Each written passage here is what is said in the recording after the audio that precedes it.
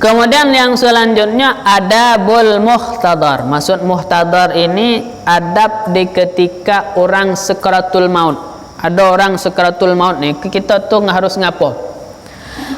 Yang pertama, fal awwalu iqra'u yasin warra'di indahu.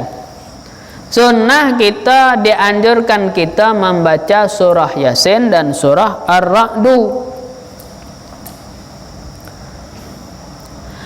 Al-Imam Nawawi berkata, wa yustahabbu ay yuqra'a indahu surata Yasin wa yustahabbu ba'dut tabi'ina surat Ar-Ra'di aidan. Sunnah kita membaca surah Yasin bagi orang yang sedang sakit parah, sakaratul maut, dan sebahagian tabi'in mensunnahkan surah Ar-Ra'du. Jadi dua-duanya kita ada dasar. Surah Yasin sunnah, surah Ar-Ra'du juga sunnah.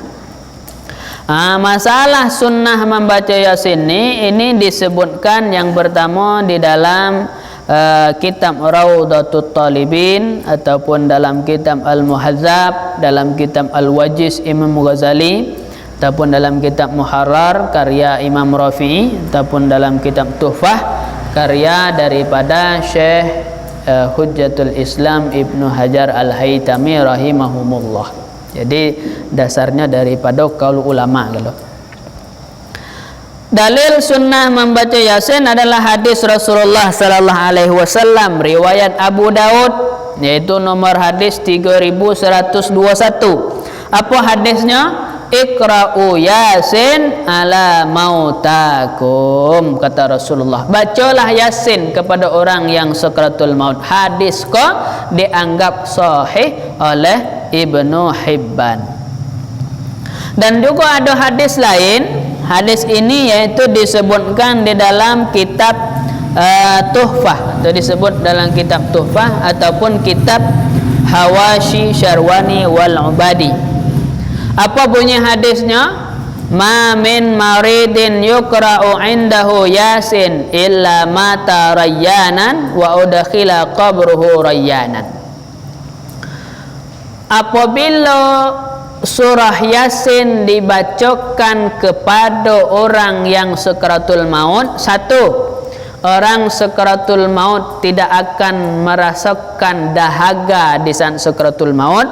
Yang kedua, orang yang sakaratul maut tidak merasakan dahaga di saat dimasukkan di dalam kubur. Jadi untuk menghilangkan rasa dahaga, salah satu padilah membaca surah Yasin di sisi orang yang sakaratul maut. Kemudian Syekh Al-Habib Alawi bin Abbas Al-Maliki dan Syekh Hasan Sulaiman Nuri rahimahumullah di dalam kitab Ibanatul Ahkam ataupun syarah penjelasan daripada kitab Bulughul Maram karya Al-Hafiz Ibnu Hajar Al-Asqalani. Apa kata beliau mereka ni?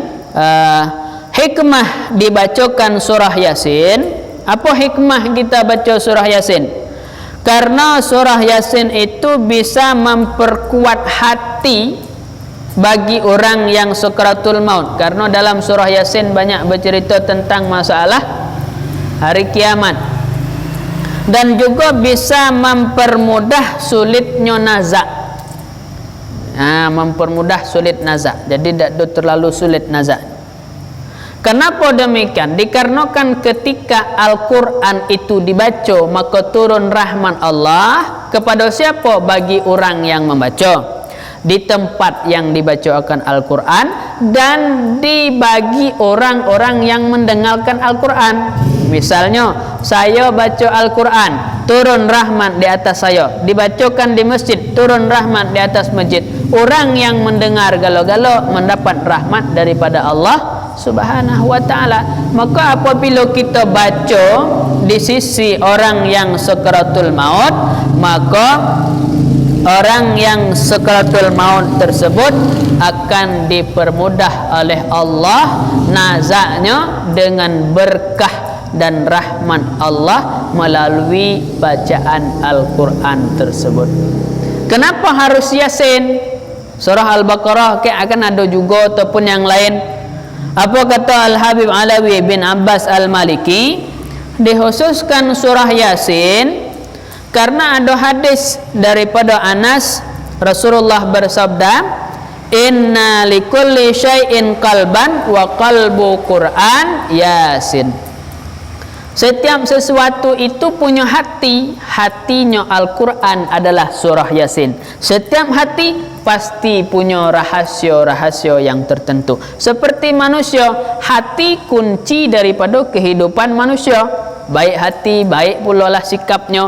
Buruk hatinya, buruk pula lah sikapnya. Maka hati memegang kunci dan hati itu punya rahasia. Sementara hati Al-Quran adalah Yasin. Makanya lebih dianjurkan surah Yasin.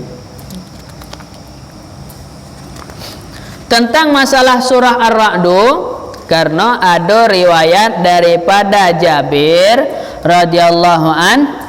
Apa kata Jabir? Bahwa surah Ar-Ra'du tersebut memudahkan keluar ruh. Dado sampai terjela, dado sampai terkangu keluar ruh. Jadi dipermudah oleh Allah dengan berkah surah Ar-Ra'du. Itu riwayat daripada Jabir.